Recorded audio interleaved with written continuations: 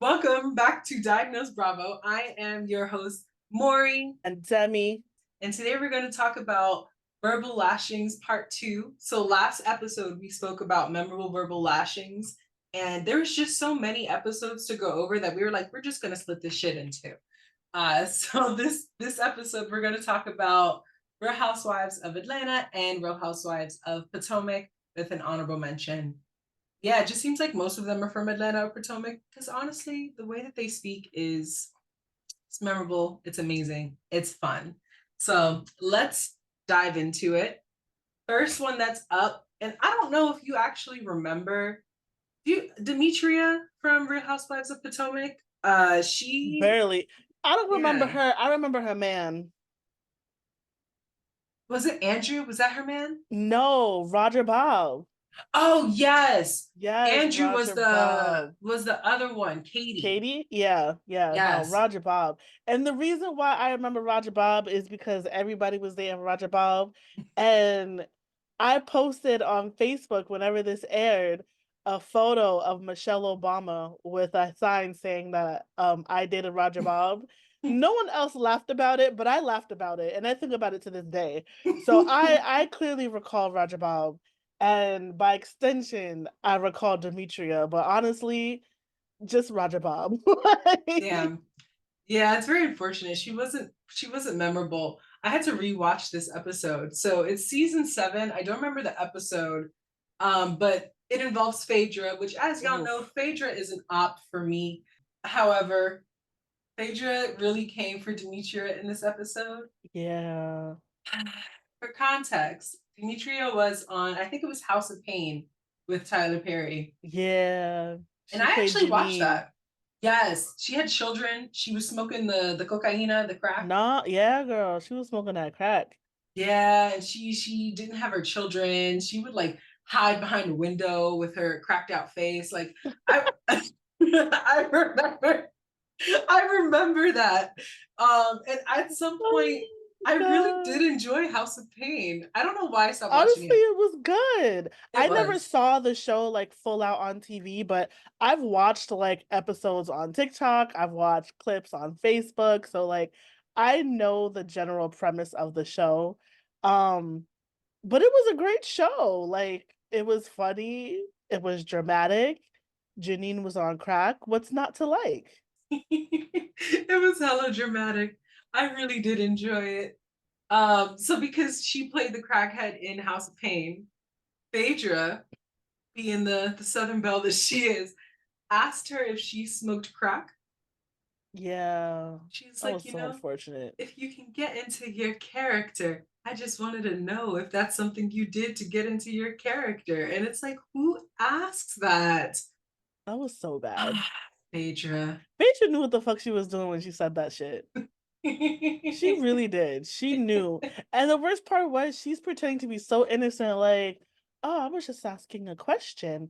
And it's like, no, Phaedra, like, yes, people do method act. Yes, people have done crazy things when they method act, aka Jared Leto. But I don't know too many people that are smoking crack to method act. So like that's commitment beyond your years. This isn't $1 million blockbuster. This is Tyler Perry's House of Pain. I Yeah. highly doubt that this woman was out here smoking crack to get into her character. Yeah. And wasn't this show on like TBS, if I'm not mistaken? Yes. Like, is TBS even around anymore? I don't think so. Well, maybe. I don't know. I don't have cable, girl. You know that. I didn't watch it. So, growing up, I didn't have cable either, but we had that cable that connected from the cable box to our television. So we had 6 channels. It was New York One, Telemundo, TBS, PBS. I think that was about it. There was some like other shows that was like praising God in there. Not the Um, Praise and God shows. in different languages. Like it was just like church sermons. One was like a traffic show. So all I really paid attention to was TBS and Telemundo because if I missed WWE on Mondays, I could watch it in Spanish on Saturdays. That's hilarious. So that's all that I had was TBS really because all the variety that was there. So I was introduced to House of Pain. Family Guy, blah blah blah blah blah. So I do remember the show, and I do remember Phaedra asking her if she smoked crack. And Wild. here in this episode, they're on a trip, and I forgot where they went, To but it's a, Puerto Rico. yes, because Demetria was doing something. She was and she was She was recording in doing the a studio. show. Yeah, Yeah, she had like a little showcase that she was doing in Puerto Rico. yeah. And she invited everybody. This woman flew people out, gave them a cute little Girl, let's be hotel. real. The Demetria show. did not flew them out. The show flew them out. The show did, but it was hosted by Demetria. And Uh-huh. it was. I thought it was a little odd that this random female came in here and was like hosting this whole thing. Random female of Kenya at that. But here we are in Puerto Rico, sitting at this table, hosted by Bro. Demetria, and they're at, Bro. so the table is divided. There is a side where Kenya's friends are at, and there is a side where, was it Nini's friends? Yep. And then there was Nini's friends. Candy. And there was Because Candy. Candy didn't give a fuck. She was Switzerland. But it was very much Portia, Phaedra, and Nini against Kenya, Cynthia, Demetria, and what's that lady's name? Claudia Jordan. Yes. That bitch, because she was also new that season, her one and Yes. only season. So, and then there Yes. was just Candy just trying to eat her food. So As it always. was rough. It was awkward. And honestly, everybody got hands that night. Like everybody caught hands. And it was just crazy. It was. Poor Candy. All Candy really wants to do is eat.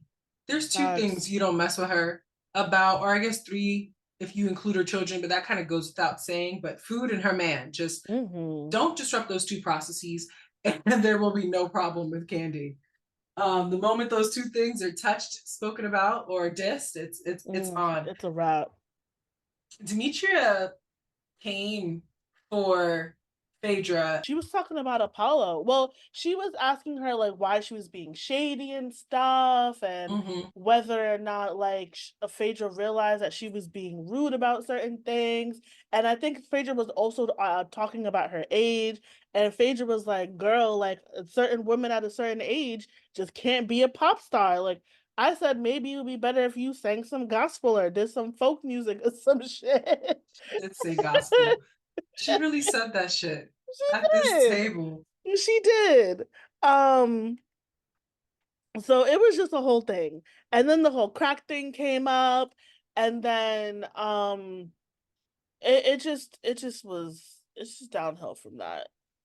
It is. And Phaedra apologized, but it was the most backhanded It was so apology. fake. It was like any way to shut you up. I'm sorry. And you're still on this trip. Not only are you on this trip, you're on this trip with the woman who's here to do something for her career in Puerto Rico. And you're talking about her career to her face. And then when she eventually stops talking to her after this fake apology and they're still sitting at the table, there's whispers going amongst the little clique between Phaedra, Nini, and Portia. For me, it was Portia with her negativity. Not you bringing negativity to the dinner. Wild. Portia is the best commentary I have Wild. She does ever have the best seen. commentary. You know, funnily enough, because I had to know, Miss Demetra is no longer with Roger Bob. She was doing all that fucking talking, and she's not with this man. I don't think her relationship was that standing to begin with. They were on and off for so long. Who's trying to be on and off with a man for 10 years, bro? That's a long time. A If that long was the case, time. I'm not holding on to that man and then just get some side ones if that's what we're really doing. But I guess, to Right. show the love or whatever. Wild. I don't know. Was this also the Yeah. same episode? I feel like it Same might have episode, been. same dinner. It was the same dinner. Yeah, I don't know what it is with Housewives of Atlanta just snowballing into multiple arguments. It's like shit, since we're here, I have something to say, and then it just keeps going. So in this episode, Phaedra lost because she was definitely in the wrong and she was trying to play stupid, and everyone knew that she It was wasn't the wrong. fact that she was in the wrong. It was the fact that Demetria tore her ass to shreds. She was talking about how your man is going away for 8 years and my man has been here for 8 years. Once she said She that, there was did nothing say Phaedra that. could say. There was nothing Phaedra could say after that because it's the truth. Like, it's the truth. Like, if she was lying, you could be like, you lying ass bitch. She can't say anything at that point because she's not lying. Her husband is going away, or her ex is going away for 8 years. The man is getting convicted. He going back to jail. Where you found him at is where you losing him at. So it's like it was a wrap after that. And you saw the way she was patting her lip with that napkin. The girl was roasted. She was done. Take her out the oven. Then Nene was like, Candy, I guess we can go around Puerto Rico and find somewhere to drop some beats. And they didn't like that. The girls did not like that. So then Claudia got on her ass. And one thing I will say is that I don't think I noticed this when I watched it the first time, but the second time I watched it, I did see it. And I'm not going to say it because I think it's really disrespectful, but I didn't like the way that Nene called Claudia a disrespectful word for biracial. And I didn't catch it the first time. And that shit was not okay. I don't like that. You know what I mean? Like, say what the fuck you want to say. Come for the husbands, come for the wives, come for the businesses, come for the money, whatever. Don't come for the kids. And don't say like racially charged things like that. Like, there's such a I don't know. It's There's a lot. tactless. Yeah, there's a lot of hate towards, or not even hate, but a lot of discrimination. I don't think as much anymore, but especially back then of biracial people. And that's actually, interestingly enough, something that we're going to bring up later when we talk about Katie. But there is some discrimination when it comes to biracial people from Black people, and calling her that particular word was not okay because that dehumanizes her. It like reduces her to an animal the way that sometimes white people have dehumanized Black people. And so to come from another Black person, I think was really just not okay. But I other than agree. that, I was living for that whole fight when she was like, cause your stuff has left your body. I was like, Lord have mercy. I was just imagining it coming from her lady parts like a little ghost floating away.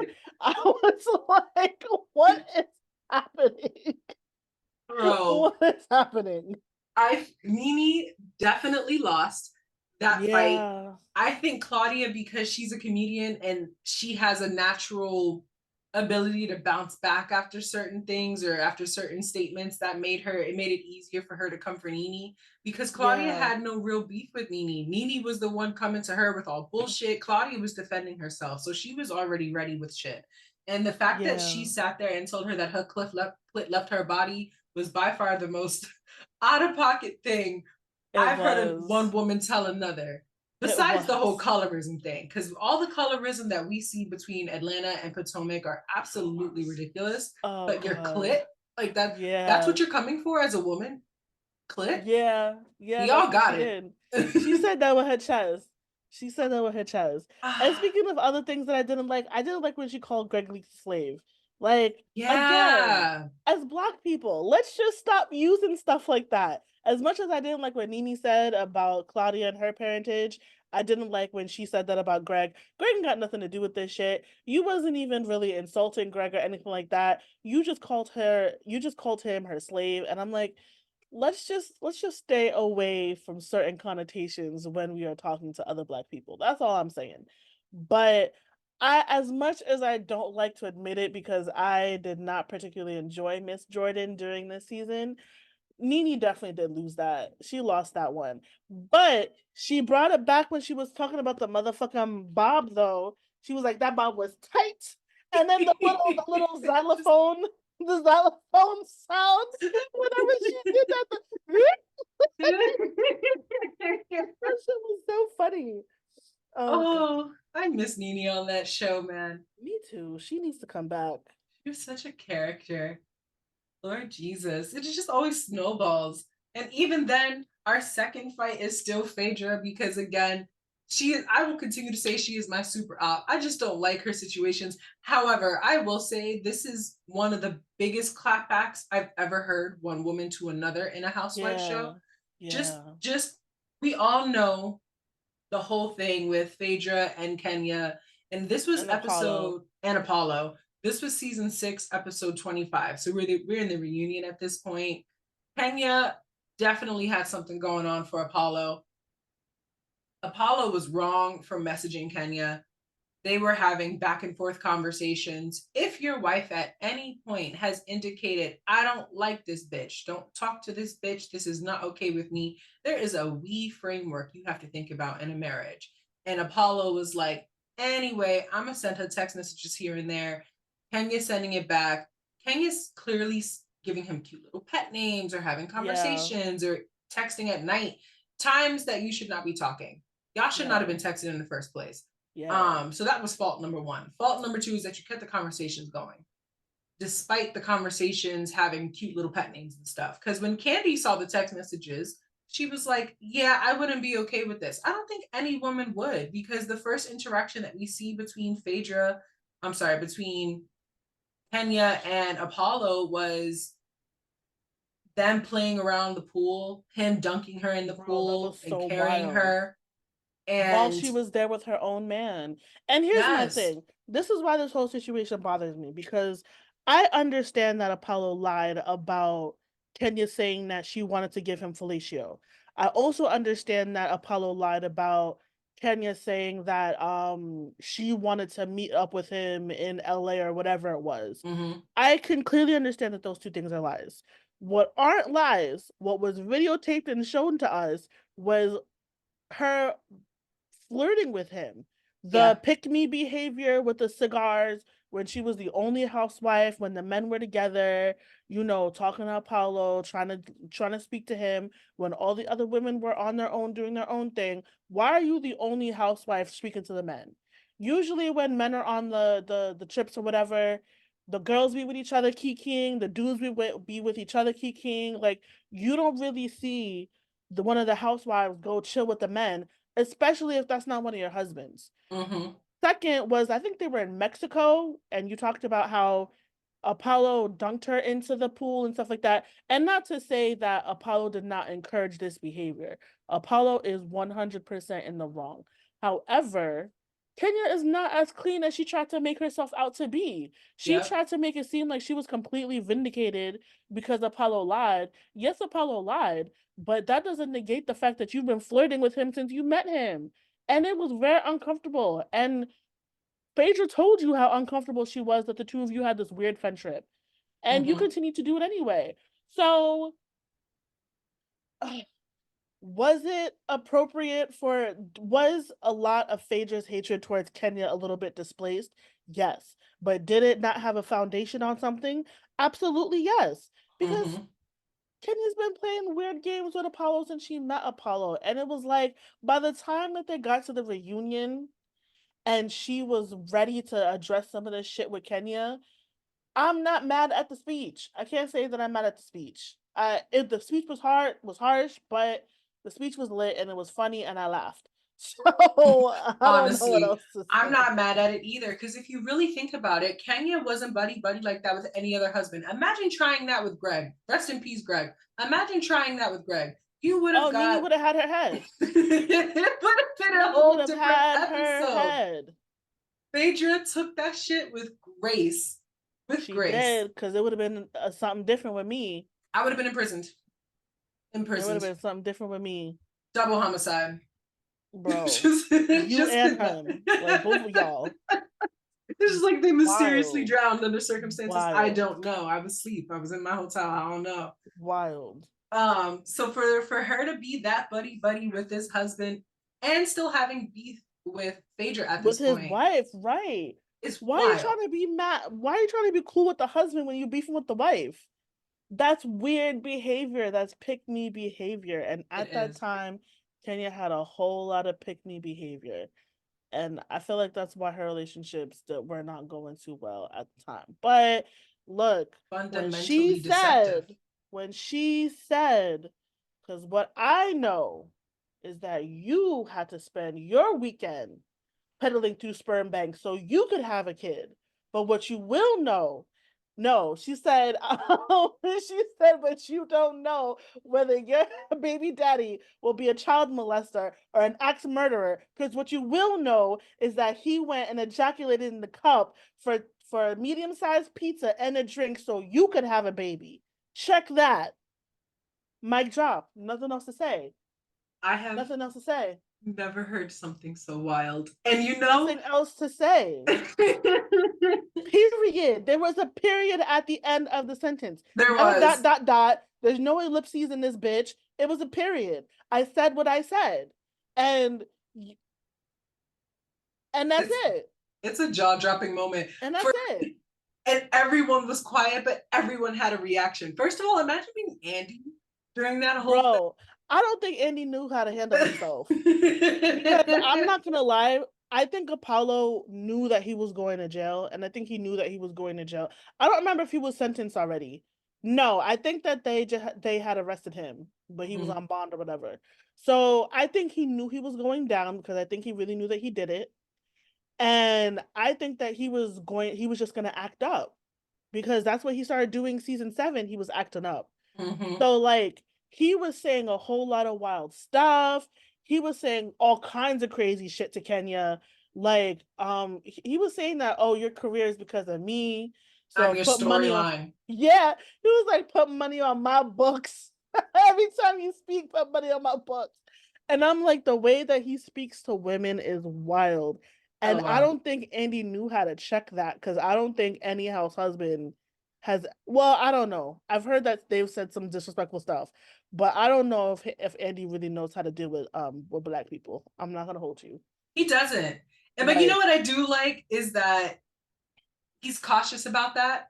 He is. I've seen Rightfully him, so. yeah, because it can turn left really quickly. I've seen him can. talk to housewives that are fair skinned or lighter skinned, and the conversation has more banter. He's challenging more.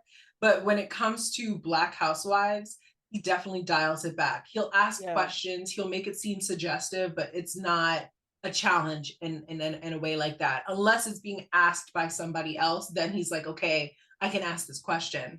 Or even when I think he did this for Potomac when they were talking about colorism, and he's like, this is not a conversation for me to have. I appreciate efforts like that because to be real, you're not going to be able to deal with everybody's personality and character if you're not from that culture. And Apollo is very much a New York man with a New York attitude. So I don't think Apollo's from New York. I think he's from Decatur. Where's Decatur? In Georgia. Oh. Yeah. He's from down. Those are his peoples. Because I think that him and Phaedra met when like he was in high school or some shit. Oh yes, you're right. It's Todd that's from New York. Todd is from New York. Yeah, he's from the Boogie Down Bronx. Lord Jesus, he has that attitude. He does, and I love that. It's a vibe because they all match and they all can like vibe with each other, and that's just not. You can't see Andy saying nigga or having an attitude. No, not having a New York attitude. It's not for him. No, he is definitely a West Coast man. He is. And I appreciate that about him. It provides some like bias and allows for certain things to get passed through in communication, like Apollo saying, put money on my books. Bro, because I don't even know if Andy knows what that means, bro. Like, Andy was probably like, what book? Are we going to Barnes and Nobles? Like, what's happening? Like, poor Andy did not know what was happening at all. Like, and as much as I, oh Lord, I don't even know if I can say this because I don't want to get doxxed or nothing. So that's why I kind of appreciated when Miss Minaj did the Potomac reunion, because she is Black. So she understands those Black nuances, and she's able to speak to other Black people in the way that Black people would regularly speak to Black people. And so it made the conversation really interesting when she was like, now, Ashley, Tell me that you ain't married that man for his money. You know what I mean? Like, it's like, like that's how I would speak to my girlfriends. And I Yeah. feel like Andy knows how to speak to his girlfriends, but he comes from a different culture. So Hmm. he knows how to speak to women like Kyle and all of them. But he may not necessarily know how to like really be down home with Potomac and like with Atlanta and stuff like that. So it's interesting to see like that different dynamic when Miss Minaj was on the show. Um, but that was interesting. It was bad. It was that whole situation was bad, but I was laughing. I was kiki and I was having a grand old time. So I It's can't even amazing. say that it wasn't warranted. It was warranted. I'm sorry. It was warranted. It And was it's one of the warranted. best speeches that I've ever heard in my entire life. And it's one of the few housewife things that I have memorized in its entirety. And I quote that shit on a regular. So It was warranted. It was yeah, 100% warranted it because at was. the end of the day, It all was. of this could have been avoided if Kenya kept her distance. You could She still would have have. beef with Phaedra and all that other jazz, but to go have beef with Phaedra and then also talk to her man are two Yeah. separate situations. So Wild. you deserve to get your ass beat, in my opinion, and you deserve to get told that your sperm is coming from a $10 pizza man. So Yeah. Yeah. that's all on her. And this is like when it comes to Kenya, a lot of the things that end up happening to her is based on her own actions. Yeah. And she lets it like she makes it point she points fingers like it's somebody else's fault or the reaction is their fault, but she kind of But you poked ignites the bear. so many If there's one times. thing that Kenya is good for, it's poking the Yes. bear. And Mm-hmm. should have Portia put her hands on her? No. No. Should have Apollo lied on her? No. Should have a lot of the ways that people react to Kenya happened?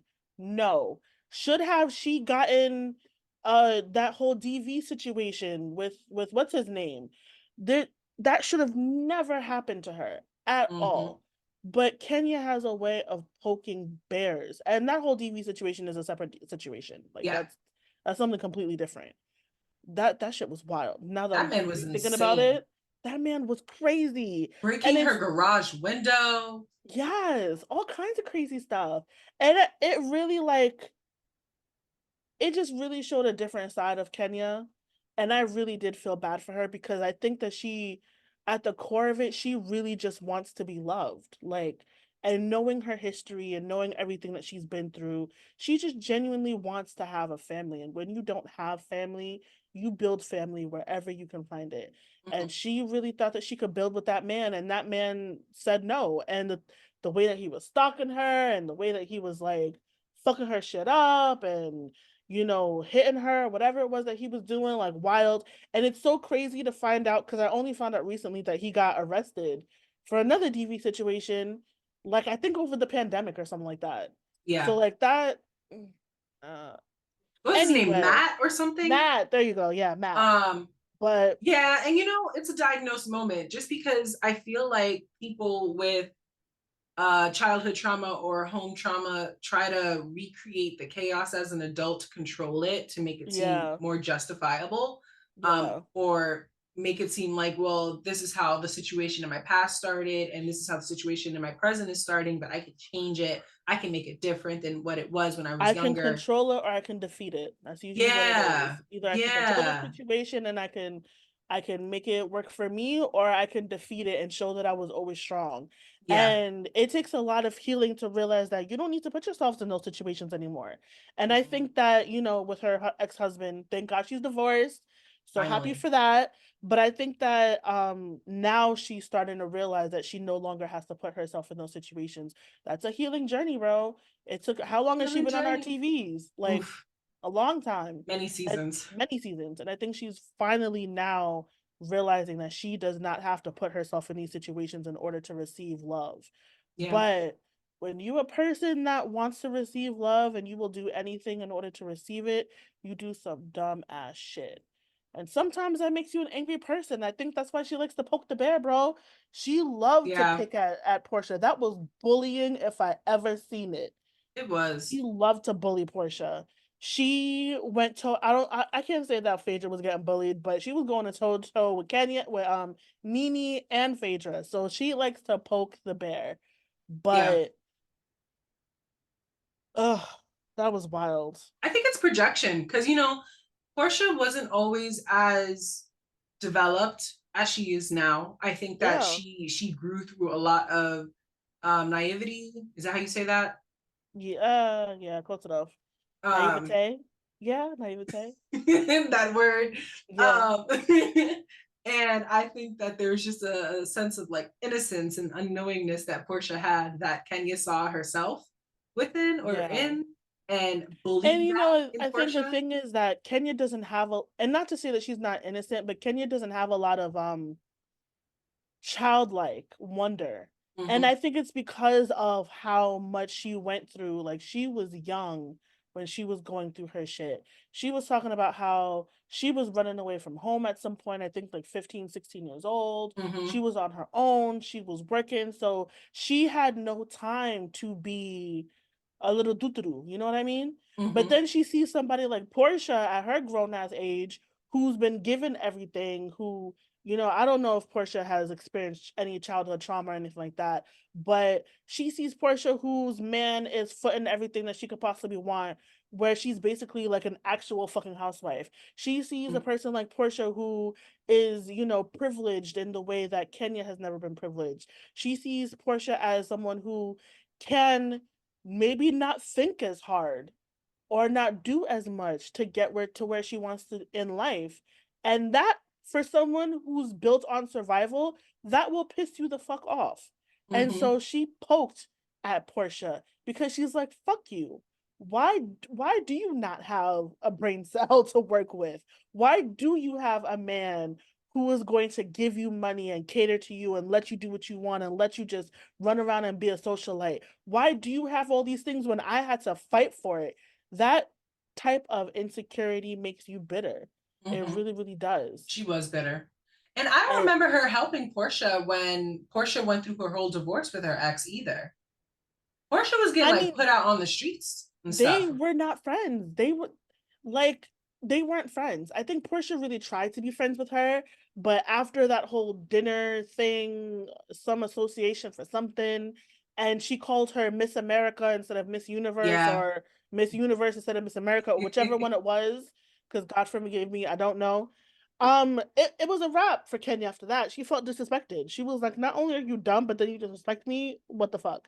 Yeah. So Kenya was never going to be on her side. And I think it took Portia and Kenya to become mothers and to humble themselves when it came to each other, that they were finally able to coexist. I mean, we both know it didn't last that long because of the whole Bolo situation, but for a bright shining moment, they came together and they humbled themselves. But I don't know. I feel like there are certain people that are put into this world to reflect against you. And I think that Portia reflected a lot into Kenya as to who she wanted to be and who she was unable to be because of the things that she went through. Yeah. When you're challenged with someone like that, it can make you do a lot of crazy things. I'm not even gonna It hold you. can.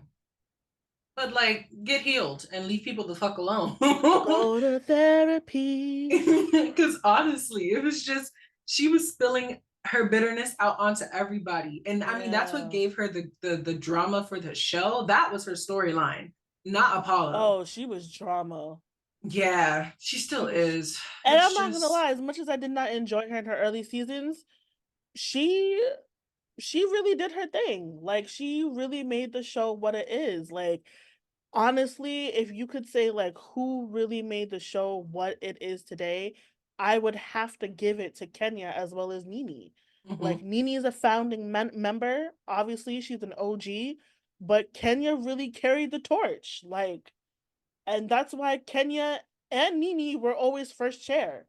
Like, they were always for, with the exception of the whole Kenya and Phaedra beef that happened. I Mhm. think they were almost always first chair. Yeah. So that speaks testaments to what they did for the franchise. Yeah. And Nene always sat there in her.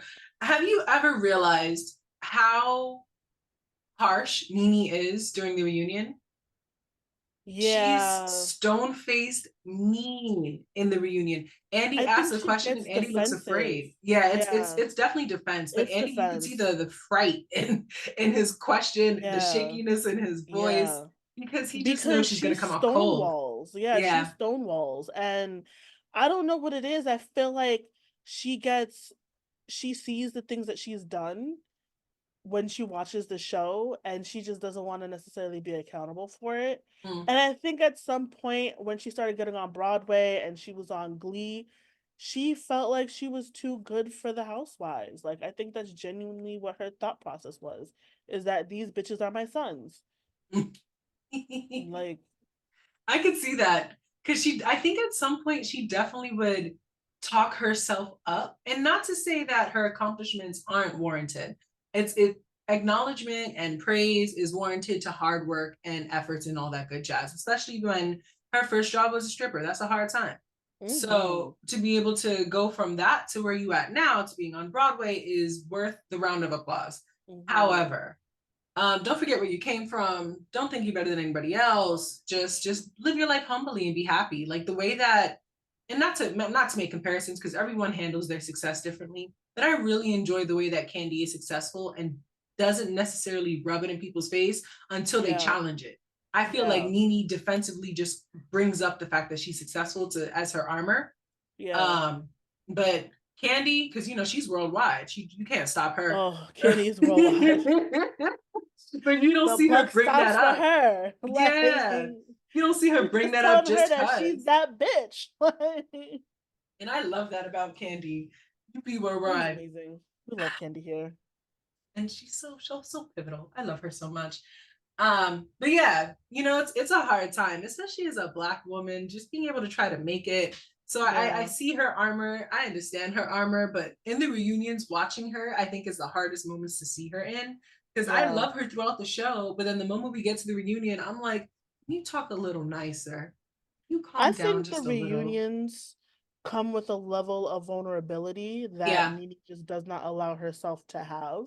yeah. And she shows a lot of vulnerability throughout the years, especially when Greg was going through was hit through his thing, when she got divorced from him the first time, when Mhm. she was dealing with the shit with her sons and everything like that. Like, The cancer yeah, when she said that shit to that lady at that what do you call that shit? comedy show. The comedy show. Like, you see vulnerability from her from time to time, but I think she just has the age old tale of she is a Black woman who had to do it for herself. And Mhm. Black women who are put in that position aren't known to be soft when they were boiled in water. You know what I mean? Like, Yeah, life makes you hard. And I think that she was just one of those women where life made her hard. And showing that level of vulnerability makes you weak, or makes you, or perceives you to be weak. And yeah. so when you're put in a situation where you're forced to be vulnerable with bitches that you don't like, Fact. I'm a stonewall you. Like, you're not getting nothing out of me. I'm not going to give you the satisfaction of getting something out of me. That's not what's going to happen. I can see So, that. Because it's like a survivalist mindset. Like, this is what's gotten yeah, me this far. Fuck you. If you don't yes. like it, that's not my problem. That's a you problem. Which is why she doesn't like actually want to answer questions because she doesn't have to answer to nobody. She relies on She herself. doesn't. She doesn't. She really don't. It'd be a struggle out here. The next fight is Katie fighting Robin and Gizelle, or arguing with Robin and Gizelle. This is season 1, episode 10. Yeah. And this moment throughout this season, because Katie is a very lost soul. I see her in this series. I feel like she's still Yeah. trying to figure herself out. She just wants to be loved and experience Yeah. love, and people are rude as fuck. Those people being Green Eyed Bandits, Giselle and Robin. And Yeah. they constantly would talk to her about her race. The biracial isn't going to change. She was Yeah. born biracial. She will pass biracial. Yeah. For you to continuously ask her, which race are you today when you see her? is off-putting, is disrespectful. And it's And like, it's what if weird. it's weird as hell? What if someone walked up to you and it's like, listen, I know you're black, but your eyes are green. So are you white today or am I calling you a nigga? Like, why would Right. you do that? There's no purpose. None whatsoever. It didn't bring good drama. It didn't make the show interesting. It put It tension on the didn't. show and it made you Yeah. look bad. So Yeah. why do you constantly come up to her asking her what race she is today or judging her for how she raises her children? Or Or what what box do you check when you do yeah. your taxes or whatever it is that she was asking her? It's like race is such a hard thing for biracial people already, where Hmm. they don't necessarily know where they fit in. Like, are they black? Are they white? You know, they're getting rejected from their black family because they may be lighter in tone, or they're getting rejected from their white family because their white family is racist. And at the end of the day, you're a nigga. Like, Hmm. there's a lot, and I will never understand what that's like because I'm not biracial, but I am also a very light skinned black woman. And I have had to deal with my own identity issues because I grew up in the suburbs. I grew up surrounded by white people. And so when I went back into the black community when I moved into New York City, it was really difficult for me because I I was perceived as quote unquote white because I did white things, quote Hmm. unquote. You know what I mean? Even though now like I found a whole bunch of black nerds and we just watch anime and be black together. But Hmm. at that time when I first went to college, it'd be like, oh, like you watch anime, like black people don't really do that. You know what I mean? Or oh, like you read comic books, like black people don't really do that. Or you listen to rock music, like black people don't really do that. And so it's Hmm. like, who am I? Where do I fit? Because I don't get down the way that people in New York City get down, but also I'm not white. As much as my proximity, quote unquote, to whiteness is, I'm not a white person. But my black community also doesn't accept me with open arms because I wasn't raised the same way that they were raised. I don't have the same culture as they do and stuff like that. And so it creates a lot of identity issues. You grow up really not knowing who you are or where you fit in. Hmm. And so, although, like I said, I'm not biracial, I can understand a little bit of how that feels. And it's really difficult not knowing who you are. And so to have that be questioned all the time is difficult. And throughout my life, my blackness has been questioned. I would have black people come up to me when I have shown interest in certain things and be like, girl, do you forget that you're black? Like Yep. I've taught there was this one time I wanted to go see this musical and I was so excited to see this musical and I was at work. And I was like, oh my God, I went to my boss and I'm like, yo, boss, I'm gonna go see this musical. It's gonna be lit. I'm so excited. Da, da, da. And another black person just so happened to like overhear this conversation and he's just like, you know, black people don't get down like that, right? Like that like, bitch, are you dumb? Like, what are you doing? Wow. And so it hurts because you feel like the things that you love are wrong and the person that who you are is wrong. And that's not true. I'm black in whatever space I walk into. Whether Hmm. I'm at the comic book store, whether I'm at the anime convention, whether I'm at the emo concert or the rock concert or whatever the fuck, whether I'm here or there or anywhere, I always walk into the room with my blackness. That's just who I am. Everything I do is black, regardless. So it takes a long time to get there to understand what your blackness is when everybody tells you that the things that you do are not black or who you are is not black because your mama just so happened to be white or you just so happen to grow up in proximity of whiteness. So Hmm. that's a hard thing to contend with. So for two grown ass women who are older than her, who should have been protecting her, especially because their families come from black activists, Hmm. they should have been out here protecting her blackness and rejoicing in her blackness and telling her, baby, regardless of where you come from, regardless of who you come from, regardless of what you do, you are one of us and we accept you. They just kept trying to figure out, well, is Katie white today or is Katie black today? Katie is white and black regardless of what she does, because that's who the fuck she Yeah. is. And that's the it should stop at that and nothing else because that is a struggle. In the same way that you've experienced that, I've experienced that. I'm Puerto Rican and I'm black.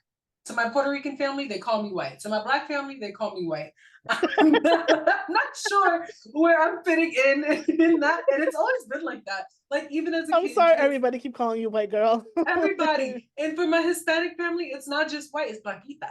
It's both of Yeah. them. It's the Yeah. you got the ita at the end. You got it translated. It's Yeah. It's crazy. so bad. Why So it can't we is. just be us? It won't We are happen. bliggity black. Everywhere No, we go, everything we do, we are black. And no, that's no. what I love about this newer generation of kids is because like they're just so authentically them. Mm-hmm. Like they don't really care about, oh, does it seem white or oh, does it seem black? Of course there's still some bullying and stuff like that happens. But I was watching like some of my students and they were like going off on the Hamilton. Like didn't need the words, they were just rapping. And Hamilton, he that musical is fast paced. And they Mm-hmm. were out here rapping the Hamilton, doing all the dance moves, all of these things. And I was just like, I love this for them. I love that Black kids can be free to love what they want, to do what they want. I was unable to do that when I was their age. And they Mm-hmm. are able to bring their Blackness wherever they go, into whatever room they walk into.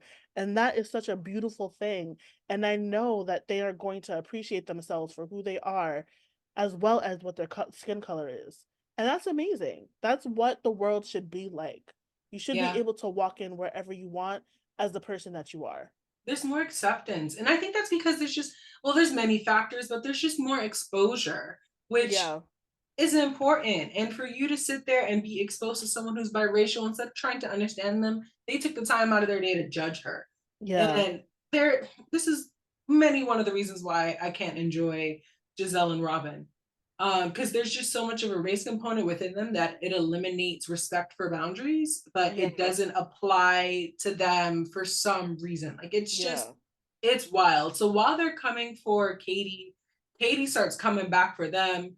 And I really enjoy Katie's simplicity because she's like, Gizelle is a stupid woman who does stupid things. And Yeah. honestly, that's as well as you have to put it. You don't have to complicate shit. That are Yeah. some stupid things that you're doing. Leave me the fuck alone. And I love that for her. Um, Speaking of stupid women who do stupid things, remember when she was beefing with Ashley and she goes, "I'm sorry I called you stupid. Maybe I meant dumb." yeah. That shit had me so fucking weak, bro. Like, what do you mean, Katie? What do you mean? It's like stupid actions, but no, it's really happening in the brain space. The brain space is delayed. The elevator is not She's going like, up. "I'm sorry I called you stupid. Maybe I meant that you're dumb." Is that the And she same said it with her season? chest. She did. Is that the same season where she comes back for like a hot second and Ashley Yeah. tells her that she's too weak to be on the show? Yes. Ah, Katie was really struggling. And I don't think Katie that shouldn't have group, been allowed to come back, I honestly. agree. I don't think that group is supportive for Katie. I think that group is No. destructive for Katie. I don't And even think it has to do with the group. I think it has to do with Katie should not have been on reality TV. And I think explain, we've talked about it before, especially when it came to Kim. Kim, is that reality TV, you have to have a certain level of mental wealth. And I don't think that Katie at that time, and I don't think that Kim in the beginning had that level of mental wealth. I I really can see don't. that. Because they were Yeah, struggling. And, poor Katie. Like I really feel for Katie. Like she was struggling so much more than what we realized during her first season. Kim was struggling. I mean, we saw Kim struggle, but she was really struggling.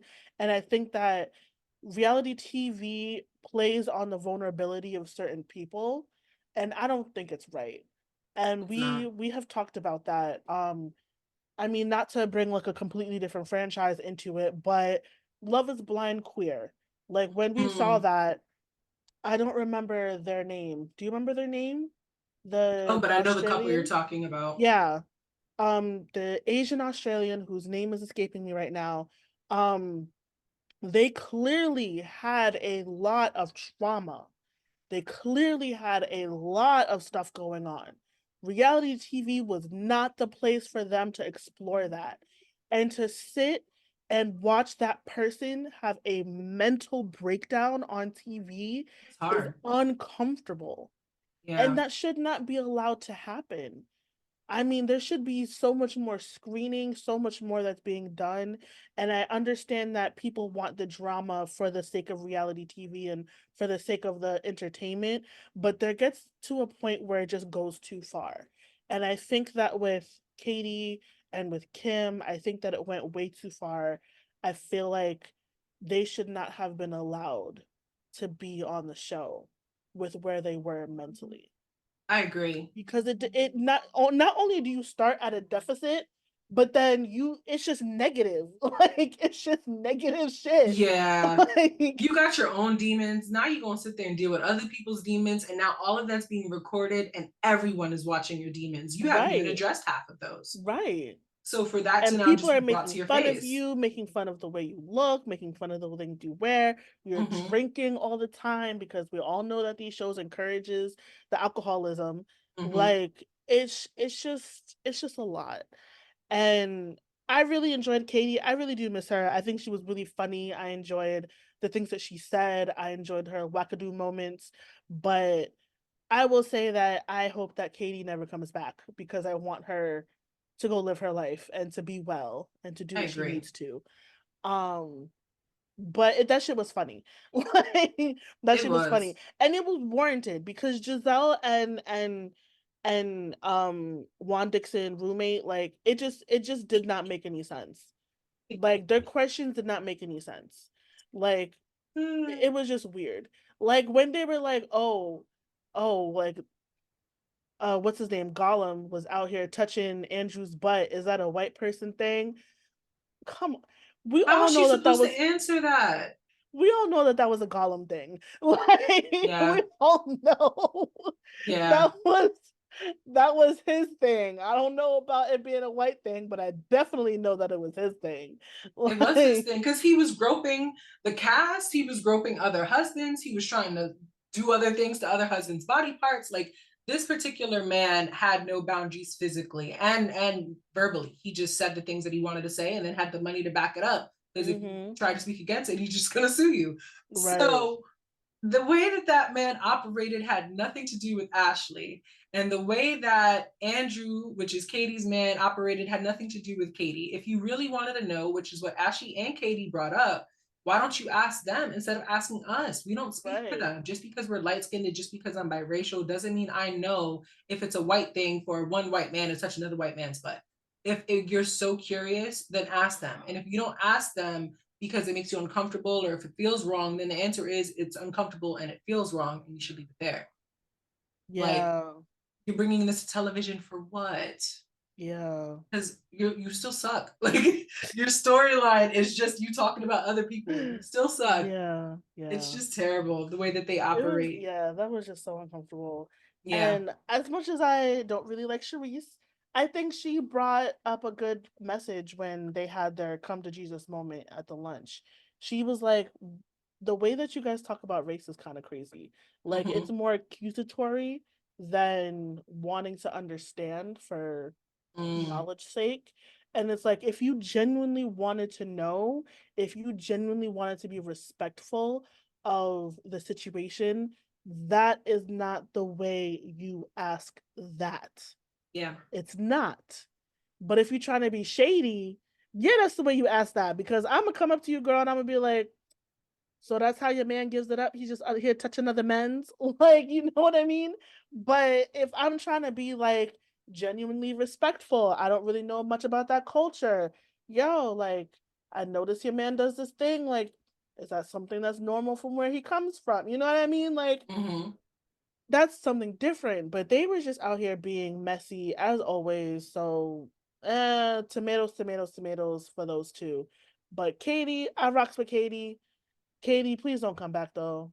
Just please Honestly. be safe over there. Honestly. It's just better for your mental. Mm-hmm. There's just certain people that need to have a space away from reality TV, like you're saying. One of those people is not rather Sheree. I think Sheree is completely made for television. Absolutely. She's iconic and she's one of our Amen. honorable mentions. Because everyone knows this moment of who gonna check me, boo. Again, I have said it Bro. and I will continue to say it. The last person that I want beef with, whether that is verbally or physically, is Sheree. It's Sheree. Never, never. That No. woman, the way she was arguing with her neck veins, Bro. I would have said, "What do you need me to do? I'll pay you to have me do it. Like, I'm not gonna do it. I'm not fucking with her." And she gets into this argument with Anthony, her party planner. And you know, it's unfortunate. I feel like Anthony.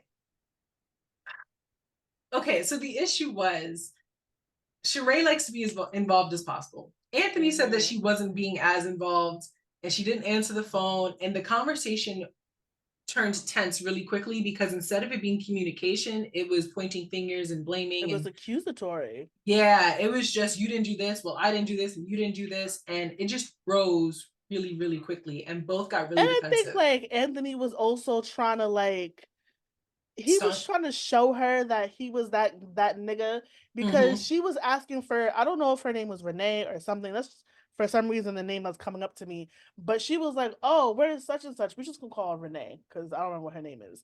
But she was like, "Oh, where is Renee?" Like she was helping me from before, and he was like, "Well, Renee works for me.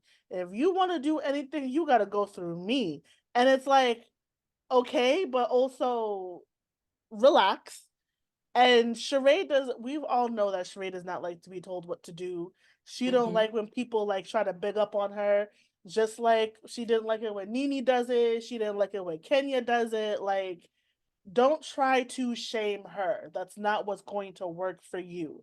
So as Mm-hmm. soon as he was like, "You got to go through me if you want anything," she was like, "And who are you? I am Miss Whitfield. Okay, like I am she by Sheree. You need to go through me." Like, and it was bad after that. Like it was just bad. There was nothing else to be said at that point. Yeah. And honestly, as a person, I've come from a customer service or sales background, something where my career was is customer or yeah, customer centric. So in this instance, Anthony, you're dead ass wrong. Let her Yeah. vent, let her feel the way that she's feeling, let her talk it out, and then address it in a manner that's healthy. Because at the end of the day, you're now making yourself look bad. You're making your business look bad. You're making it seem like you can't maintain relationships. So why would someone want to go to you?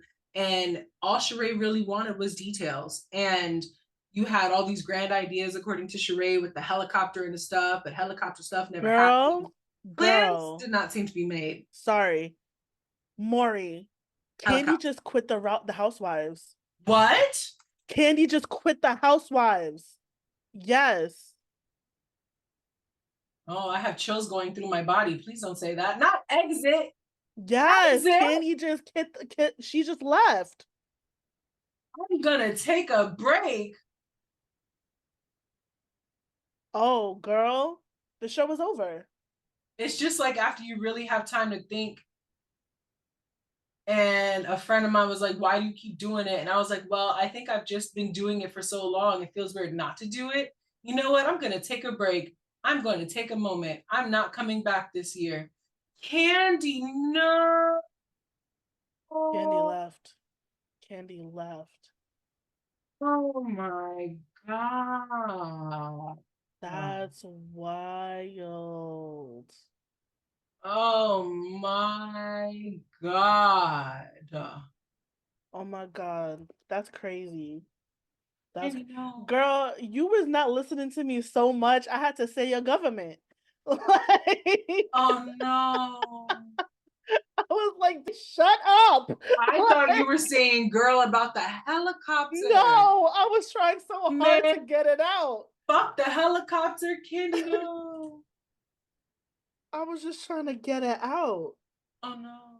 Girl, we gotta post this shit right now. I'm trying to get on Instagram right now so I can post about it. Oh my God. I'm That's gonna take a so screenshot and unfortunate. everything. Oh no. Girl, I don't even know what to say. Wow. Yeah, Wow. yeah, she Well, left. shit, we should make next episode Candy Burst. Not next episode, the housewife profile, Candy Burst. That's crazy. Okay, a screenshot has been taken. All right, I need to go to my gallery and I Wow. need to. Candy Burst. Maybe I shouldn't use this one because of who it belongs to. Oh, wow. Yeah, girl. That is unfortunate.